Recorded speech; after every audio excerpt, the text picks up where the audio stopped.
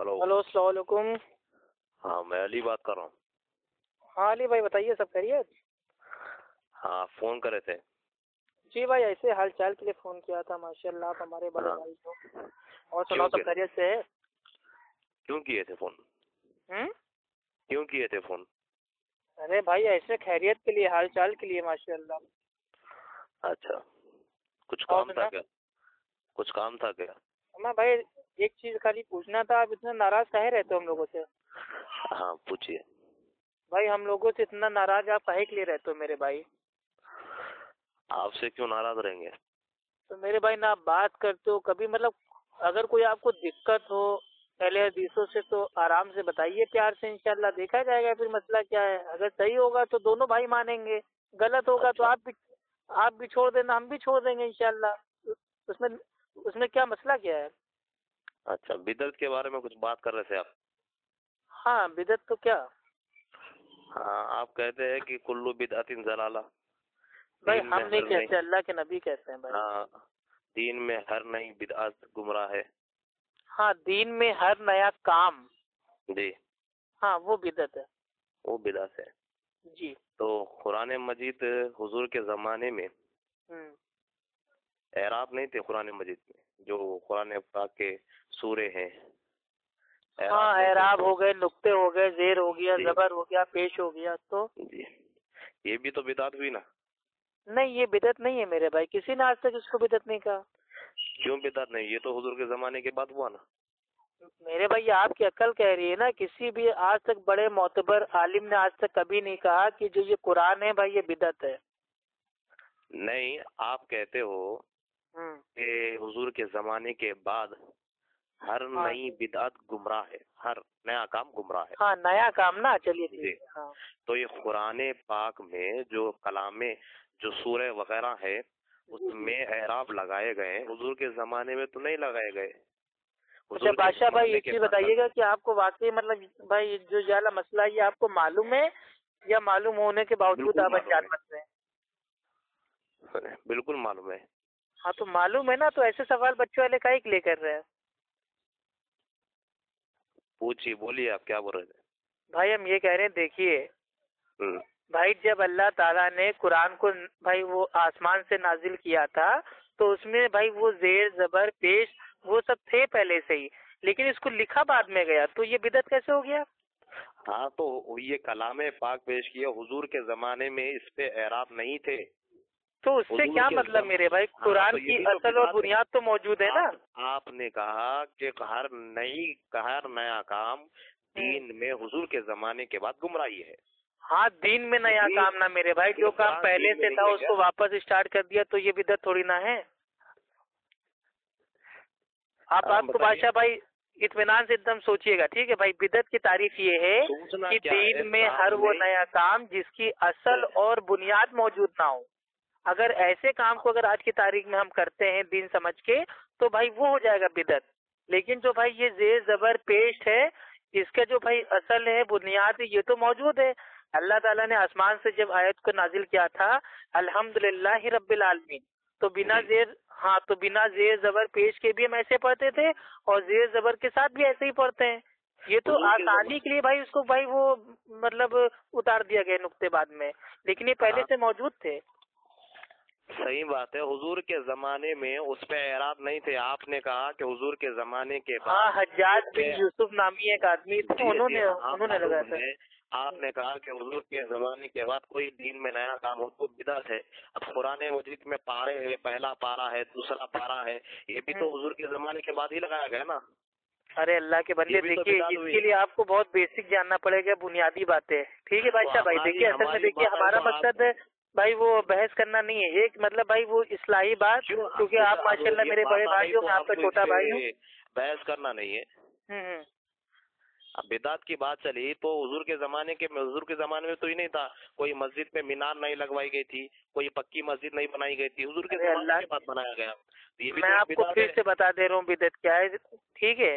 ایک بار پھر سے آرام جانتا ہوں بدعت کیا ہے کیا نہیں ہے۔ اچھا آپ کے نزدیک بدعت کیا ہے یہ بتائیے۔ دین میں ہر نیا کام بدعت ہے، تو یہ مینار لگوانا بھی حضور کے زمانے کے بعد نیا کام ہے. اللہ کے بندے یہ تو دنیا میں ہو رہا ہے میرے بھائی، دین میں کہاں ہو رہا ہے؟ نیا کام ہے. اور مینار بھائی دنیا میں آپ کو بدعت کرنا ہے کیجئے، دنیا میں آپ کو بھائی وہ گاڑی لینا ہے، گاڑی چلائیے، کمپیوٹر چلائیے، موبائل چلائیے، یہ بدعت نہیں ہے. بدعت ہوتا ہے دینی عمل میں کوئی بدعت کر دینا. اب جیسے فاتحہ دینا ہے، فاتحہ دینا بدعت ہے. اب بھائی یہ تیجا ہے، 40واں ہے، چھٹی ہے، چلا ہے، اب یہ سب اللہ کے نبی کے دور میں تھا ہی نہیں، لیکن آج کے دور میں دین سمجھ کے ہو رہا ہے تو یہ بدعت ہے. نبی کے دور میں مسجد میں بھی، مسجد کے اوپر بھی مینار کام تھا اللہ کے نبی کے دور میں. ارے اس دور میں بھائی اتنا پیسہ ہی نہیں تھا وہاں پہ، تو بھائی وہ ایک دم بھائی وہ چھپر کی ہوتی تھی مسجدیں، ٹھیک ہے، زمین میں بھائی وہ کنکڑیاں ہوتی تھی، ریت ہوتی تھی. لیکن آج ہم لوگ بھائی وہ پلاسٹر سے بھائی وہ ٹائلس لگوا رہے ہیں، پتھر لگوا رہے ہیں، قالین بھائی وہ قالین بچھوا رہے ہیں، پنکھا لگوا رہے ہیں، تو یہ بدعت ہو رہی نا. کیوں نہ؟ اللہ کے نبی تو نہیں لگائے یہ سب چیزیں. ارے تو اس کی اصل، اور بھائی اس کی اصل تو موجود ہے نا. اگر اللہ کے نبی کے دور میں بھائی وہ پیسہ ہوتا تو کیا اللہ کے نبی قالین پہ نماز نہ پڑھتے؟ یہ تو زبردستی مٹی پہ پڑھتے. آپ کی دماغ سے بول رہے ہیں آپ.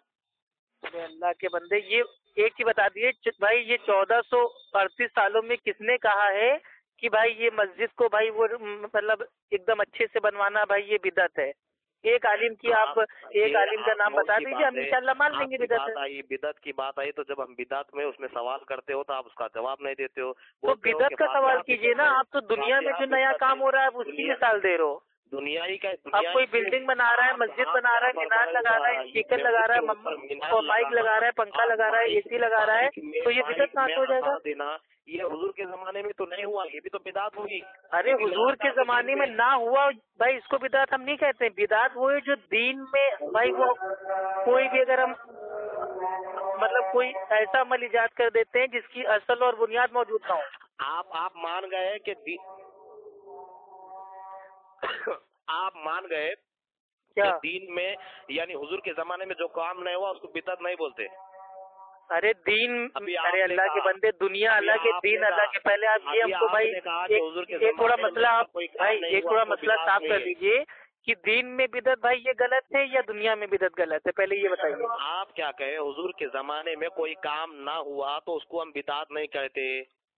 ارے میرے بھائی دنیا میں دیکھیے، اللہ کے نبی کے دور میں دنیا میں جو کام نہیں ہوا ہے وہ آج کی دنیا میں ہو سکتا ہے، اس کو ہم نہیں کہہ رہے ہیں. سوال اتنا ہے کہ کہا یا نہیں آپ نے؟ ارے میں نے دنیا کا کہا، دین کا کہا ہی نہیں میرے بھائی. یہی تو میں آپ کو سمجھا رہا ہوں نا. میرا کال ہے، اس کی تفصیل میں کروں گا نا. نہ ہو تو اس کو بدعت نہیں کہتے، آپ میں خود کہے. ارے میرے بھائی کسی اور کے بھائی وہ کال کی تفسیر کو اپنی عقل سے آپ بھائی اگر سمجھیں گے تو آپ بھائی وہ گمراہ ہو جائیں گے نا. بھائی میرا کال ہے تو میں اپنی تفسیر خود کروں گا نا. تو آپ بھی کیا مسجد دین میں نہیں ہے؟ ارے مسجد دنیا میں میرے بھائی، مسجد میں جو عبادت کرتے ہیں وہ دین ہے. اچھا اچھا اچھا. اگر ہم کوئی عبادت میں عمل میں اگر کوئی ایسی نئی چیز بھائی وہ قائم کر دیتے ہیں، رائج کر دیتے ہیں جو اللہ کے نبی کے دور میں نہ ہو تو وہ بدعت ہے. حضور تو یہ نہیں فرمائے کہ مسجد کے اندر کا حصہ یہ دین ہے، مسجد کا نہیں. مسجد کیا ہے آپ کے نزدیک؟ دین ہے دنیا ہے؟ جو یہ مسجدیں بن رہی ہیں، پنکھا بھائی وہ پنکھا ٹنگ رہا ہے، اے سی لگ رہی ہے، کیا دین ہے دنیا ہے؟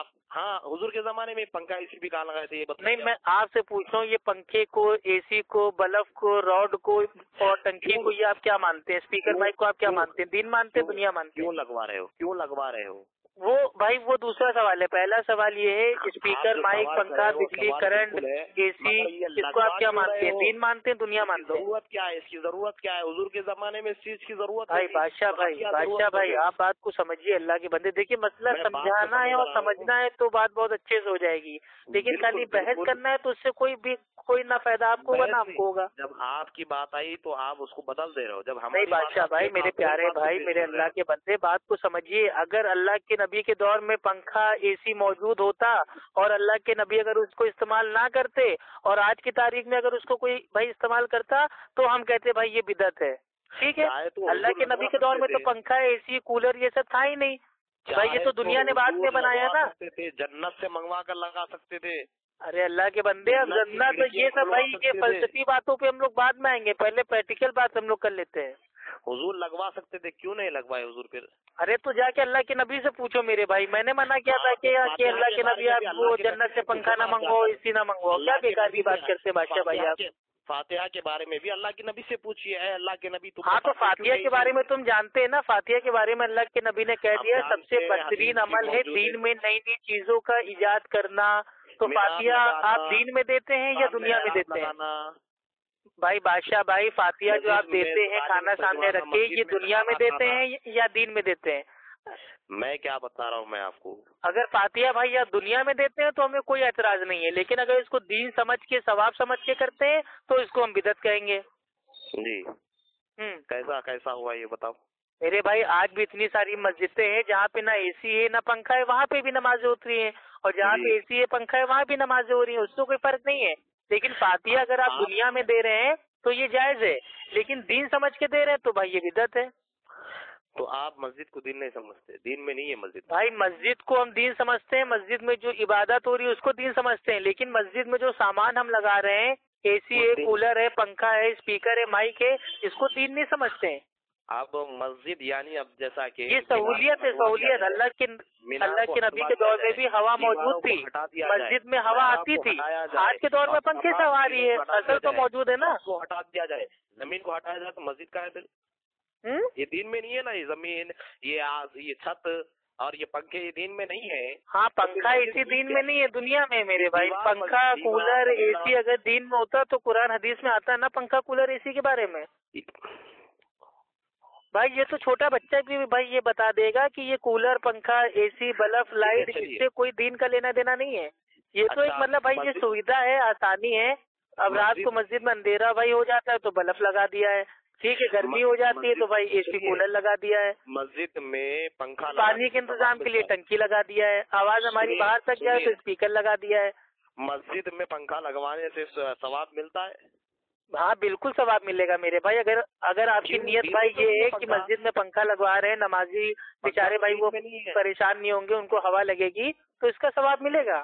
ہم بھی تو یہ کہتے ہیں جب کوئی بندہ جب قبر میں جاتا ہے تو ہم اس کی مغفرت کی دعا مانگتے ہیں، اس کے نام پر فاتحہ خوانی کرتے ہیں. یہ بھی تو فاتحہ خوانی کے لیے اللہ کے نبی نے کہا ہوگا نا. اب جیسے بھائی دیکھیے ثواب کا کام کرنے کے لیے اللہ کے نبی نے کہا ہے پنکھا لگاؤ تو اسی سال سے اس کو ثواب ملے گا. بھائی پنکھا صدقے میں آ جائے گا نا. پنکھا اگر ہم لگوا رہے ہیں، اے سی لگوا رہے ہیں، کولر لگوا رہے ہیں تو یہ صدقے میں آ جائے گا.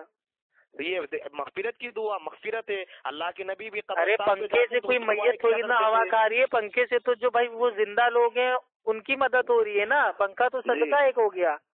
اگر ہم نے مسجد میں چندہ دے دیا اور مسجد میں اے سی کولر پنکھا بلب ٹنکی اسپیکر مائک اگر آ گیا تو یہ تو صدقہ ہو گیا. لیکن آپ لوگ تو میت کے لیے ایصال ثواب کے لیے آپ لوگ فاتحہ دے رہے ہو. میری بات اچھا، آپ میرے کو ایک حدیث ایسی بتا دو، حضور نے کہا کہ صرف زندہ لوگوں کے لیے صدقہ کرو تمہیں ثواب ملے گا. یہ حدیث بتا دو. ہاں ٹھیک ہے بتا دے رہے ہیں. ٹھیک ہے بھائی، 1,00,000 روپے کا انعام دوں گا اگر تمہیں حدیث. بھائی 1,00,000 روپے انشاءاللہ ہم لے کے رہیں گے اور آپ اپنے وعدے سے پھریے گا نہیں. ابھی حدیث بتا رہے ہیں، فون نہ کاٹیے گا. اور میرے کو 2,000 کی نوٹ چاہیے بھائی. بالکل 2,000 کے دیں گے. انشاءاللہ بھائی سنیے میرے بھائی، بخاری کی حدیث ہے. اللہ کے نبی فرماتے ہیں کہ ایک انسان جس کا انتقال ہو جاتا ہے تو اس کے سارے اعمال بند ہو جاتے ہیں سوائے 3 چیزوں کے. پہلا ہے نیک اولاد، دوسرا ہے صدقہ جاریہ اور تیسرا ہے نافع علم. اس کے علاوہ کوئی چیز کا ثواب کسی میت کو نہیں ملتا ہے. اگر آپ کی اولاد اگر وہ نیک عمل کر رہی ہے، اگر وہ قرآن پڑھ لیے، نماز پڑھ لیے، آپ کے لیے روزہ رکھ رہی ہے، آپ کے لیے صدقہ خیرات کر رہی ہے، سب ثواب آپ کو ملے گا. اگر آپ کا کوئی ایسا علم آپ چھوڑ کے گئے ہیں جس سے آپ کے جانے کے بعد لوگ فائدہ اٹھا رہے ہیں تو انشاءاللہ اس کا ثواب آپ کو ملے گا. ایسا کوئی صدقہ آپ اپنی زندگی میں کر کے گئے ہیں جو صدقہ ہے مطلب بھائی وہ جاریہ بن گیا ہے، وہ جاری ہے. آپ نے بھائی وہ ہینڈ پمپ لگوا دیا، کنواں کھدوا دیا، اسپتال بنوا دیا، مسافر خانے بنوا دیے، اسکول بنوا دیا، تو آپ کے جانے کے بعد بھی جتنے لوگ اس سے فائدہ اٹھائیں گے اس کا ثواب آپ کو ملے گا. لیکن میت کے نام سے اسپیشل کاریہ کرنا، قرآن خوانی کرنا، فاتحہ خوانی کرنا اور یاسین خوانی کرنا، یہ سب تو میرے بھائی بدعت ہے نا. اس کے بارے میں کون سی حدیث میں آیا ہے؟ اچھا اب آپ 1,00,000 روپے 2,000 کی نوٹ میرے بھائی تیار کر کے میرے اکاؤنٹ میں بھائی آپ پڑھوا دیجیے. بالکل تیار ہے، بالکل تیار ہے. 2,000 کی حدیث کون سی تھی وہ؟ ارے میرے بھائی بخاری کی حدیث ہے اور یہ ساری کتب میں آتی ہے. ابو داؤد میں بھی آتی ہے، نسائی میں بھی آتی ہے، ابن خزیمہ میں بھی آتی ہے، ہر کتب میں آپ کو مل جائے گی. ٹھیک ہے چلیے مان لیا اور بالکل صحیح حدیث ہے یہ. سنو پہلے میری بات سنو، آپ کی میں سنا. آپ نے کہا کہ میت کو، حضور نے کہا کہ میت کو ثواب نہیں ملتا، ٹھیک ہے. اب آگے سوائے 3 چیزوں کے. آگے چلیے، بخاری شریف کی حدیث ہے بھائی، سوائے 3 چیزوں کے. سنیے میری بات. حضور صلی اللہ علیہ وسلم کی بارگاہ میں ایک شخص آیا اور اس کی ماں کا انتقال ہو گیا تھا. ہاں، انہوں نے کہا کہ پانی کا کنواں کھدوا لو. جی جی. تو وہ بھی تو یہ تو میں نے بتا دیا نا کہ نیک اولاد، اب اس کی نیک اولاد جو بھی صدقہ کرے گی اس کا ثواب ماں باپ کو ملے گا. اولاد جو ہوتی ہے وہ بھائی جو اماں ابا ہوتے ہیں، والدین ہوتے ہیں، ان کی کمائی ہوتی ہے. تو اولاد جو بھی اچھا کام کرے گی اس کا ثواب والدین کو پہنچے گا. اولاد اگر کوئی بھائی وہ گناہ کرے گی تو اس کا عذاب ان کو ملے گا. یہ سب باتیں حدیث میں مفہوم میں نہیں ہے. آپ اپنی اللہ کے بندے 3 چیز بھائی یہ ہم نہیں کہہ رہے، یہ سارے کائنات کے جو بھائی وہ رحمت العالمین ہیں وہ کہہ رہے ہیں کہ صرف 3 چیزوں کے علاوہ کوئی ثواب نہیں ملتا ہے. تو پھر آپ اور ہم اس میں کیل کال کیوں کر رہے ہیں؟ اللہ کے نبی نے کہہ دیا 3 چیز کے علاوہ نہیں ملتا تو نہیں ملتا، بات ختم. ہم آگے کیوں پڑھیں گے؟ تم کیا ہمارے رشتے دار ہو؟ تو وہی تو بتا رہے نا میرے بھائی. اولاد ہی اپنے باپ پر فاتحہ پڑھتی ہے اگر باپ مر گیا تو. دیکھیے، فاتحہ سے مراد اگر سورہ فاتحہ پڑھنا ہے تو بھائی وہ آرام سے پڑھیے، لیکن فاتحہ اگر ایک بھائی وہ رسم بن گئی ہے کہ بھائی وہ سورہ فاتحہ پڑھنا، چاروں کل پڑھنا، اول آخر اللہ کے نبی کے اوپر درود پڑھنا اور فاتحہ کا ایک پیکج بنا کے اس طریقے سے پڑھنا جیسے اللہ کے نبی نے کبھی نہیں پڑھا، کبھی صحابہ نے بھائی نہیں پڑھا، تو یہ تو بدعت ہو جائے گا نا. تو یہ بات آپ بھائی صحابہ کا بھی انتقال ہوتا تھا، کیا کبھی کسی تابعی نے فاتحہ کھانی کی اپنے باپ دادا کے لیے؟ یا آپ نے پڑھا ہے یا آپ نے کہا یہ پیکج ویکج؟ تو میرے بھائی پیکج نہیں ہے بھائی فاتحہ. آپ میرے بھائی کیسے دیتے ہو بتاؤ ذرا. بھائی ہم خود بریلوی تھے، ہمارے وہاں بھی لوگ فاتحہ دیتے تھے. ٹھیک ہے، کسی کی شادی ہوتی تھی تو شادی میں کھانا اسٹارٹ کرنے سے پہلے دیگ میں سے بریانی نکال کے پہلے اس کے اوپر فاتحہ ہوتی تھی. اگر کوئی نیا آفس کھول لیں تو فاتحہ ہو رہی ہے، نئی دکان کھول لیں تو فاتحہ ہو رہی ہے، میت کا انتقال ہو رہا ہے تو فاتحہ ہو رہی ہے، مطلب ہر چیز میں فاتحہ. ہمارے وہاں تو ہر جمعرات کو ہوتی تھی بھائی فاتحہ. تو کیا بھائی یہ دین بن جائے گا؟ تو آپ فاتحہ دیتے ہو؟ اللہ کے نبی نے فرمایا ہے، جامع ترمذی کی حدیث ہے غالباً، اللہ کے نبی فرماتے ہیں کہ میت انتظار کرتی ہے کہ کوئی میرے پاس کوئی اچھی سی جائے، اچھا تحفہ ہے. اور میت کے لیے سب سے اچھا تحفہ ہوتا ہے میت کے لیے استغفار پڑھنا. میت کو کچھ نہیں پہنچتا. میت کے لیے جو سب سے اچھا تحفہ ہے وہ استغفار ہے. لا حول ولا قوت الا باللہ.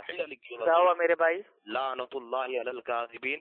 آمین ثم آمین، آمین آمین ثم آمین، آمین آمین ثم آمین، آمین آمین ثم آمین. بالکل بالکل. آپ نے خود کہا کہ میت کو ثواب نہیں پہنچتا، پھر آپ خود ارے 3 چیزوں میں تو آ گئی نا یہ استغفار میرے بھائی. میت انتظار کرتی ہے. ہاں.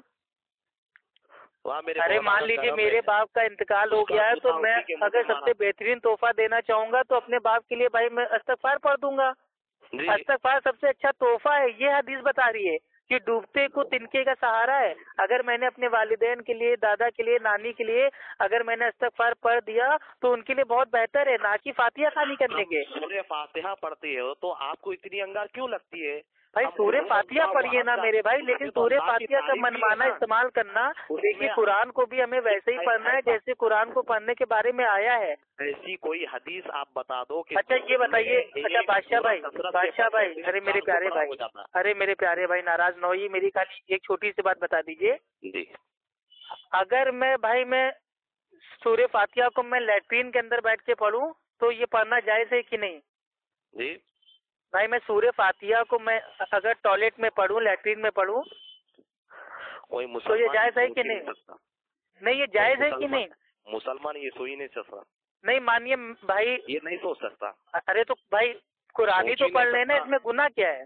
نہیں آپ سوچ ہی نہیں. ہم سوئی. ارے ہم کہہ رہے ہیں بھائی ہم نے سوچ لیا بھائی. نہیں ابھی مان لو بھائی ہم ٹوائلٹ میں جائیں اور ٹوائلٹ میں بیٹھ کے سورہ فاتحہ پڑھیں تو اس میں غلط کیا ہے بھائی؟ قرآن ہی تو پڑھ لیں نا. استعمال کرنا بھی بہت بڑا گناہ ہے. ارے سن تو لیجیے بادشاہ بھائی، میری بات کو اطمینان سے سمجھیے. میں کیا پوچھ رہا ہوں آپ سے، کیا میں ٹوائلٹ کے اندر بیٹھ کے سورہ فاتحہ پڑھ سکتا ہوں؟ بھائی اس میں گناہ کیا ہے؟ سورہ فاتحہ تو پڑھ لیں نا، اللہ کا کلام ہے. جی ہاں تو اس میں بھائی وہ مطلب بھائی یہ کون سا گناہ ہو جائے گا؟ اچھا ٹھیک ہے چلو سورہ فاتحہ باتھ روم میں بیٹھنے سے کون سا گناہ ہو جائے گا؟ نہیں بھائی سورہ فاتحہ اگر میں بھائی میں پیشاب کر رہا ہوں، ایک طرف میں پیشاب کر رہا ہوں، ایک طرف لیٹرین کر رہا ہوں، اور ایک طرف بھائی میں وہ مطلب الحمدو پڑھ رہا ہوں، تو بھائی میں خالی بیٹھا ہوں لیٹرین میں، اگر میں نے اللہ کا کلام پڑھ لیا، سورہ فاتحہ پڑھ لیا، چاروں کل پڑھ لیا، تو اس میں کیا حرام ہو جائے گا؟ حضور نے باتھ روم میں جانے سے پہلے دعا پڑھنے کے لیے بتایا۔ بس ویری گڈ، اب آپ پوائنٹ پہ آ گئے۔ دیکھیے ہمیں قرآن کو ویسے ہی پڑھنا ہے جیسے اللہ کے نبی نے بتا دیا ہے، امت کو سکھا دیا ہے۔ منمانے طریقے سے بھائی ہم نہیں پڑھ سکتے، قرآن کو ٹوائلٹ میں ہم کو نہیں پڑھنا ہے، قرآن خالی ہمارے لیے آیا ہے تاکہ اس کو ہم پڑھیں، سمجھیں، اس کے اوپر ایمان لائیں، اس پہ عمل کریں اور اس کی دعوت دیں۔ فاتحہ کھانے کے لیے، یاسین کھانے کے لیے، اس کے لیے نہیں آیا ہے قرآن۔ اگر تم کھانے کو اگر لیٹرین یا باتھ روم سمجھتے ہو تو روز بو کھا رہے ہو پھر تم۔ تو وہی تو بتا رہے ہیں نا، کھانے کو کھانے ہی سمجھیں گے نا، اسی طریقے سے بھائی قرآن کو قرآن سمجھیں گے اور ویسے پڑھیں گے جیسے اللہ کے نبی نے بھائی بتایا ہے کہ کھانے کے اوپر قرآن مجید کے آیت پڑھ دیا جائے تو وہ لیٹرنگ ہو گیا تو یہ سب سے بڑا گناہ گار۔ تو وہی تو بتا رہے، اللہ کے نبی جب کھانا کھاتے تھے تو کھانا کھانے سے پہلے اللہ کے نبی کی یہ سنت تھی کہ اللہ کے نبی بسم اللہ پڑھتے، تو تا قیامت تک ہم کو خالی بسم اللہ ہی پڑھنا ہے۔ اب اگر کوئی پاگل آدمی کہے گا نہیں، اگر ہم نے فاتحہ دے دی تو کیا بھائی وہ گناہ کر دیا؟ اس کے 100 سال بعد کوئی آئے گا کہے گا بھائی ہم نے وہ سورہ بقرہ پڑھ لی تو کیا گناہ کر دیا؟ اس کے 100 سال بعد کوئی آئے گا کہ ہم نے پورا قرآن پڑھ کے کھانا کھایا تو کیا گناہ کر دیا؟ تو یہ تو گناہ ہو جائے گا نا، کیونکہ دین میں ہر وہ نیا کام جس کی اصل اور بنیاد موجود نہ ہو۔ اللہ کے نبی کھانا کھانے سے پہلے بسم اللہ پڑھتے تھے تو تا قیامت تک ہم کو بسم اللہ پڑھنا ہے۔ قرآن مجید میں ماں کو اف کرنے کے لیے منع کیا گیا، ٹھیک ہے بھائی ماں کو نہیں، ماں باپ کو، دونوں کو۔ ماں باپ کو اف کرنے کے لیے منع کیا گیا۔ ہاں اف جو ہوتا ہے عربی کا بالکل چھوٹا جملہ ہوتا ہے، یہ بھی نہیں کہنا ہے۔ گالی دے سکتے ہو؟ کچھ نہیں دے سکتے میرے بھائی۔ بھائی قرآن مجید میں تو یہ نہیں فرمایا گیا کہ گالی مت دیو، صرف اف مت کرو کہے ہوئے۔ ہاں تو یہ میرے بھائی آپ نے اپنی عقل سے سمجھانا، اللہ کے نبی نے سمجھایا ہے کہ جو یہ اف ہے یہ عربی کا چھوٹا جملہ ہے، تم یہ بھی نہیں کہہ سکتے، نہ تم ان کو تانا دے سکتے ہو، نہ جھٹک سکتے ہو، کیونکہ بچپن میں انہوں نے تمہیں آج تک کبھی پالنے میں اف نہیں کیا، تو جب بیچارے وہ بھائی وہ بوڑھے ہو گئے تو تم ان کو اف بھی مت کرنا۔ ہاں اف ہی تو ہے نا، تو ہاں تو بتا تو رہے نہیں، جب آپ اف نہیں کر سکتے ہیں تو گالی دینا تو دور کی بات ہے۔ وہی تو بات ہے نا، حضور بھی صرف بسم اللہ پڑھ کر بتا دیے کہ میں، تو وہی تو بتا رہے نا، اللہ کے نبی نے جب بسم اللہ پڑھ لیا تو فاتحہ دینا تو دور کی بات ہے۔ پڑھ سکتے ہو اور بھائی یہ منطق قیاس بہت خراب ہے، اللہ کے وہاں آپ کو اس کا حساب دینا پڑے گا بادشاہ بھائی۔ آپ نے قرآن کی آیت سے جو قیاس کر کے اپنی بدعت کو میرے بھائی ثابت کرنے کی کوشش کی ہے، یہ بہت بڑا ظلم ہے میرے بھائی اسلام پہ۔ فاتحہ کو آپ دین مانتے ہیں؟ یہ بھائی فاتحہ کو آپ دین مانتے ہو کہ نہیں؟ تو آپ کا ہمیشہ نجاست بنی رہتی ہے۔ میں نے اس سے پہلے بھی کہا تھا کہ آپ کی جماعت میں ایسا ہے کہ انگلی کو نجاست لگے تو 3 مرتبہ چاٹ لی تو صاف۔ بھائی وہ اشرف علی تھانوی میرے بھائی اپنی بہشتی جیور میں لکھتے ہیں، وہ دیوبندی تھا، ٹھیک ہے؟ ہم ایسی غلط باتوں کو ہم نہیں مانتے، چاہے کوئی اہل حدیث ہو، چاہے دیوبندی ہو، چاہے بھائی وہ کوئی بھی بریلوی ہو۔ ہمیں جو غلط ہے، جو قرآن حدیث سے ٹکراتا ہے، ہم اس کو چھوڑ دیتے ہیں۔ ہم تو متبع سنت ہیں، اہل حدیث ہیں، ہمیں کسی سے لینا دینا نہیں ہے۔ ہمارے لیے بھائی خالی کتاب و سنت کافی ہے، الحمدللہ۔ آپ اہل حدیث ہیں؟ ہاں میرے بھائی اہل حدیث ہے آپ؟ ہاں اللہ کے بندے۔ نہیں ہو سکتے آپ، ہو ہی نہیں سکتے آپ اہل حدیث۔ بھائی ایسے تو آپ بھی حنفی نہیں ہو سکتے، یہ میرا چیلنج ہے۔ بتا دیجئے آپ قرآن و حدیث سے۔ کیا ہم حنفی نے، ہم سنی نہیں ہو سکتے؟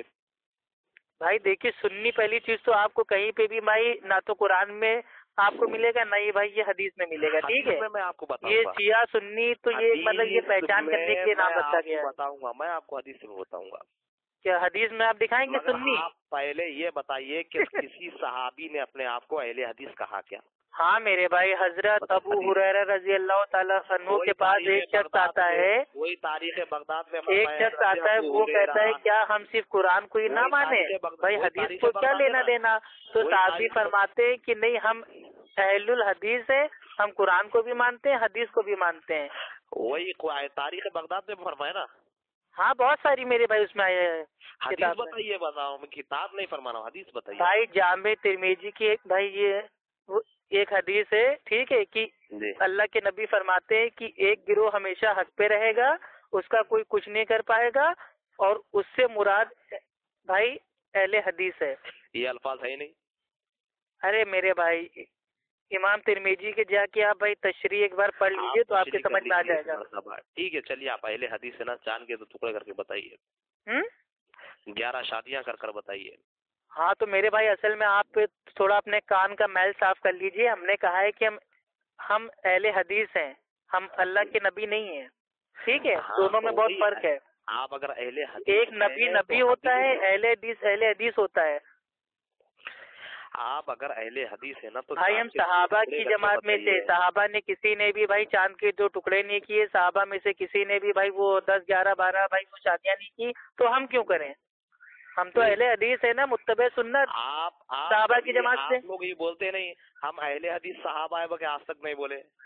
ارے میرے بھائی اہل حدیث صحابہ ہی تو ہے نا میرے بھائی. منہج صحابہ. اہل حدیث کون ہوگا؟ اہل حدیث وہی تو ہوگا جو اللہ کے نبی کی حدیث کو مانے گا، اور اللہ کے نبی کی حدیث کو سب سے زیادہ ماننے والے صحابہ تھے. تو صحابہ کے بعد ہم ہیں، اور ہمارے بعد ہماری آنے والی بھائی وہ قوم ہوگی، نسلیں ہوں گی، تو ہم سب اہل حدیث ہیں. آپ نے کہا کہ ہم صحابی اہل حدیث سے بتائیے. تو صحابی اہل حدیث یہ کہنے کی ضرورت کیا ہے میرے بھائی؟ پھر اہل حدیث کہنے کی ضرورت کیا ہے؟ آپ اہل حدیث ایک پہچان ہے. اگر ہمارے سامنے کوئی مطلب بھائی کوئی آ جاتا ہے بھائی وہ بدعتی آ جاتا ہے، تو اس سے اپنی پہچان کرنے کے لیے ہم اپنے آپ کو کہتے ہیں بھائی ہم اہل حدیث ہیں. ہم اہل قیاس، اہل الرائے، اہل بدعت ہم نہیں ہیں. ہم اہل حدیث ہیں، اہل سنت والجماعت ہیں. تو آپ اہل حدیث ہے نا، تو آپ پہلے یہ ثابت کیجئے کہ اہل حدیث میں یہ ہے کہ 11 شادیاں حضور نے کی، آپ بھی کیجئے. تو حدیث میں ہے نا، لیکن بھائی وہ دوسری حدیث کہتی ہے کہ اللہ کے نبی کے لیے خاص ہے. باقی بھائی وہ جو آیت ہے قرآن کی سورہ نساء، آپ کہاں سے ہو سکتے ہو؟ ارے اللہ کے بندے، اللہ تعالیٰ خود قرآن میں کہہ رہا ہے کہ سورہ نساء میں کہ تم چاہے تو 1 سے شادی کرو، چاہے 2 سے، چاہے 3 سے یا 4 سے. ٹھیک ہے، اور چاروں میں انصاف اگر تم کر سکو، اور اگر چاروں میں انصاف نہ کر پاؤ تو خالی 1 شادی کرو. تو اللہ تعالیٰ کہہ رہا ہے نا کہ زیادہ سے زیادہ بھائی اگر کوئی امتی شادی بھائی وہ کر سکتا تو 4 شادیاں کر سکتا ہے. جی اللہ تعالیٰ قرآن مجید میں فرمایا کہ 4 شادیاں کرو.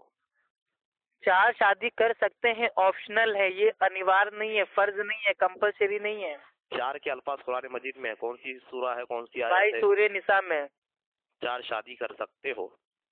میرے بھائی آپ چاہے 1 سے شادی کریں، چاہے 2 سے یا 4 سے، لیکن اگر آپ آپس میں اختلاف نہ کر پائیں، جسٹس نہ کر پائیں، نیائے نہ کر پائیں، تو صرف 1 سے کرو. جی تو قرآن مجید میں 4 سے کر سکتے بلکہ آیا کیا بزرگوں میں؟ ارے ہاں میرے بھائی، امتی اگر چاہے تو وہ 1 شادی بھی کر سکتا ہے، 2 بھی کر سکتا ہے، 3 بھی کر سکتا ہے، 4 بھی کر سکتا ہے. لیکن اگر خطرہ ہو کہ وہ چاروں میں بھائی وہ انصاف بھائی وہ نہ کر پائے تو اس کو صرف 1 سے شادی کرنی چاہیے. ٹھیک، اور اللہ کے نبی نے جو بھائی وہ شادیاں کی 11 شادی، وہ اللہ کے نبی کے ساتھ وہ خاص تھا. اب یہ تو ہی نا کہ اہل حدیث ہے تو ہم بھی 11 شادی کریں، چاند کے تو ٹکڑے کر دیں، ہم بھی معراج پہ جائیں. تو یہ تو پاگلوں والے سوال ہو گئے میرے بھائی.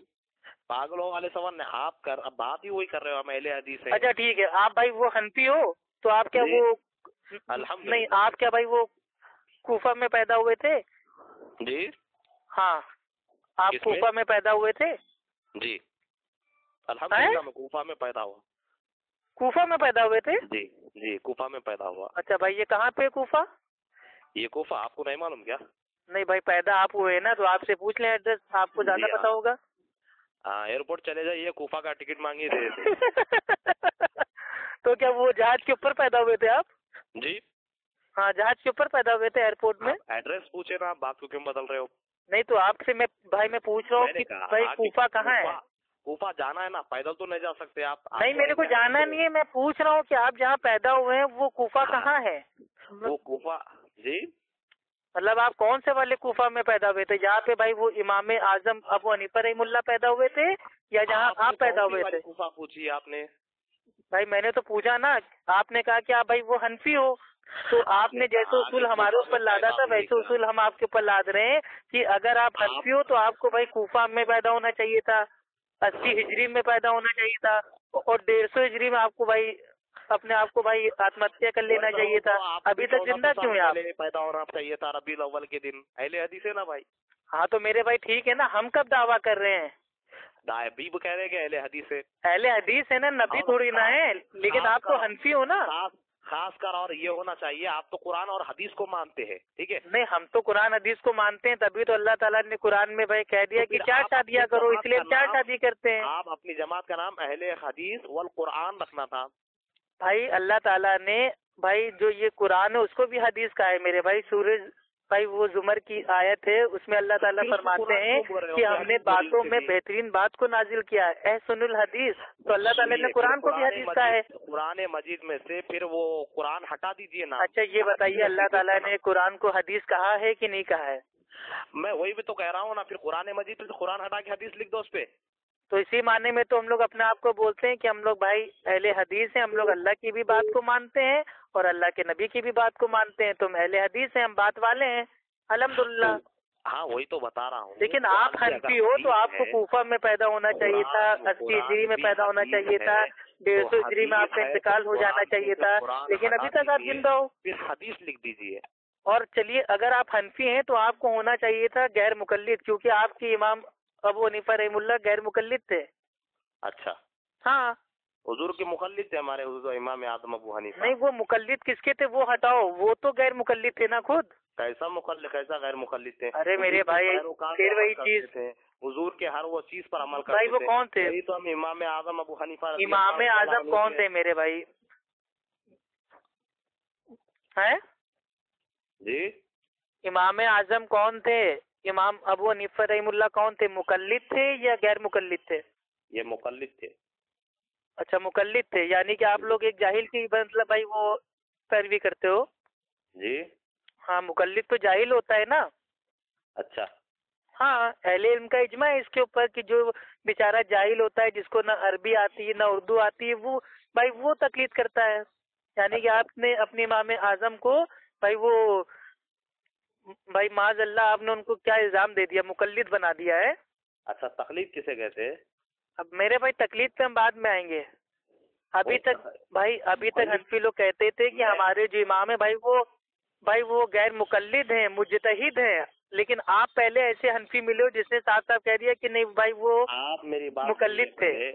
وہ بات آپ میرے کو بھائی وہ نہیں, ہمیں یہ نہیں سمجھ میں آ رہا ہے جو مقلد ہے وہ مجتہد کیسے ہو سکتا ہے؟ مقلد کسے کہتے ہیں؟ ارے میرے بھائی ایک مقلد بھائی وہ مجتہد کیسے ہو سکتا ہے؟ اجتہاد کیسے کر سکتا ہے وہ؟ کیجیے نا, اس کا مقلد کسے کہتے ہیں؟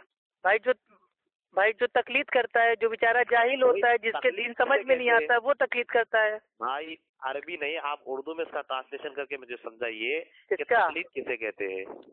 بھائی تقلید کہتے ہیں, یہ آپ کی حنفی اصول کی بھائی کتابوں میں لکھا ہوا ہے کہ کسی غیر نبی کی بات کو بنا دلیل کے مان لینا, یہ سوچ کے کہ اس کے پاس کوئی نہ کوئی تو دلیل ہوگی, اس عمل کا نام تقلید ہے. اچھا, تو آپ کے امام اعظم ابو حنیفہ رحم اللہ بھائی وہ بھی مقلد تھے آپ کے قول کے حساب سے, اور اشرف علی تھانوی کہتے ہیں کہ امام ابو حنیفہ رحم اللہ غیر مقلد تھے. اب یا تو اشرف علی تھانوی جھوٹ بول رہا ہے, یا تو آپ جھوٹ بول لو, یا آپ دونوں جھوٹ بول لو, یا آپ دونوں سچ بول لو. تو ابھی اس معاملے میں کیا ہے, ابھی آڈیو جائے گی, عوام فیصلہ کر لے گی. اچھا, تو تقلید کے معنی ہے کسی ایک یعنی بنا دیکھے کسی نبی کی پیروی کرنا. ارے کسی نبی کی نہیں میرے بھائی, جی تقلید کی جو تعریف ہے بھائی میں ایک بار پھر سے بتا دیتا ہوں, کسی غیر نبی کی بات کو بنا دلیل کے مان لینا, یہ سوچ کے کہ اس کی کوئی نہ کوئی دلیل تو موجود ہوگی, اس عمل کا نام تقلید ہے. اچھا ٹھیک ہے, عشاء کا وقت ہو رہا ہے, آپ بھی نماز پڑھ لیجئے, ہم بھی نماز. ہاں بھائی انشاءاللہ نماز پڑھ لیں گے, لیکن میرے بھائی آپ کو یہ ثابت کرنا پڑے گا کہ آپ کے امام اعظم بھائی وہ مقلد تھے, اور مقلد تھے تو وہ کس کی تقلید کرتے تھے, اور اگر وہ مقلد تھے تو آپ کے وہاں بھائی پھر کون ہے, مجتہد کون ہے پھر آپ کے وہاں؟ تو آپ یہ کہتے ہیں کہ امام اعظم ابو حنیفہ غیر مقلد تھے. بھائی اشرف علی تھانوی کہتے ہیں میرے بھائی, آپ ثابت مقلد کبھی مجتہد ہو نہیں سکتا, یہ بھائی یہ حنفیوں کا اصول ہے. اشرف علی تھانوی کو مانتے, ارے اشرف علی تھانوی کو سائڈ میں میرے بھائی ہٹائیے, اشرف علی تھانوی کو سائڈ میں ہٹائیے. ہم جانتے ہیں بھائی وہ دیوبندی ہے تو آپ ان کی مانو گے نہیں, لیکن یہ آپ کے حنفی بھائی عالموں کا اصول ہے کہ ایک جو ہے आप मानते हो अशरफ अली थानवी को? नहीं, हम नहीं मानते मेरे भाई। फिर अशरफ अली थानवी की बात को क्यों लिए? तो उनकी बात को हमने कहाँ लिया मेरे भाई? हम तो आपको बता रहे थे ना कि एक देवबंदी कहता है कि वो गैर मुकल्लिद थे, आप माशाल्लाह बरेलवी हो, आप कह रहे हो कि नहीं भाई वो मुकल्लिद थे, और आपकी हनफी जो भाई वो उसूल की किताबें हैं उसमें उतरा हुआ है कि एक जो होता है मुकल्लिद वो कभी भाई इज्तिहाद भाई वो नहीं कर सकता। अच्छा, अब बताइए भाई, अब मुज्तहिद मेरे भाई वो थे नहीं तो वो क्या थे? यानी कि उन्होंने जो मसले मसाइल भाई वो निकाल लिए, उन्होंने तकलीफ करके निकाल लिए। आप साबित कीजिए कि वो गैर मुखल्लिद थे। अरे मैं क्यों साबित करूं? मेरा कोई लेना देना ही नहीं है मेरे भाई इमाम अबू हनीफा रहमतुल्लाह से। हम तो उनको अच्छा इमाम मानते हैं, आलिम मानते हैं, अल्हम्दुलिल्लाह उनकी इज्जत करते हैं, मोहब्बत करते हैं। हम उनकी तकलीफ नहीं करते। तकलीफ तो आप करते हो ना। फिर मैं आपको क्यों बताऊं जब आप उनको मानते ही नहीं तो आपको? तो आपने तो बता दिया ना कि भाई वो मुकल्लिद थे। तो मेरा सवाल ये है कि एक मुकल्लिद मुजतहिद कैसे हो सकता है?